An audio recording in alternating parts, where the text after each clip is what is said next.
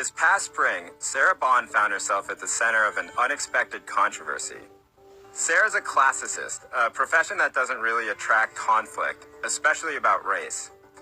This particular controversy, weirdly enough, was about an article she wrote on ancient statues and something called polychromy. White marble statues are what you normally see when you go into any museum today. They're really mostly what is presented to the public either in movies or in video games or in museums. But we know, particularly from a lot of digital technologies, that polychromy was something that was quite common. Polychromy is an academic term that just means lots of paint. Over the past 30 or so years, scientific and imaging advances have made it possible to know that this archer, sculpted around 500 BCE, actually looked like this. Sarah's argument was about skin color. Paintings from ancient Rome and Greece show a wide variety of skin tones that reflected a multi-ethnic society. So why are these statues always presented in bare marble? The belief that Romans are white people is something that's widespread. Julius Caesar oftentimes gets depicted as a pretty white guy, when in fact he probably had a much darker Mediterranean skin tone. The image of these ancient societies as mostly white can be traced back to an 18th century scholar named Johann Winkelmann, who was fixated on the purity of white marble.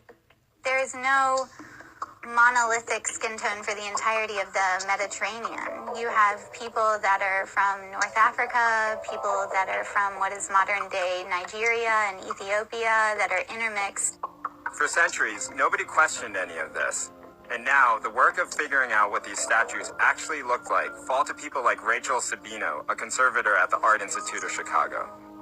This pigment in here we analyzed, and it is red lead, so we know certainly that this whole sweep of drapery was more than likely a maroony color. As for the skin tones, that's always the question, because those are some of the more fugitive types of pigments. They don't last the longest, and we're not always sure if they were meant to be somewhat ephemeral looking or if they were meant to be these flat monochromes.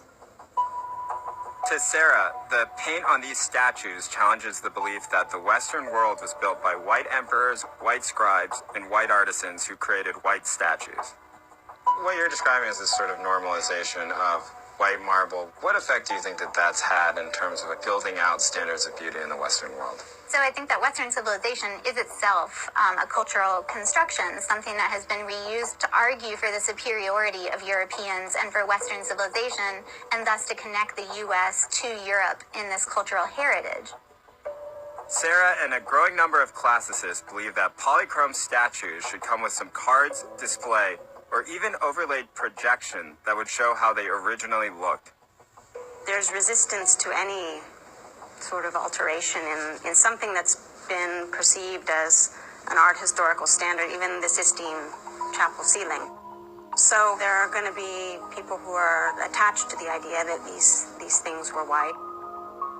It's something that was transmitted to us because paint gets rubbed away, but at the same time, it's not something that is a reality.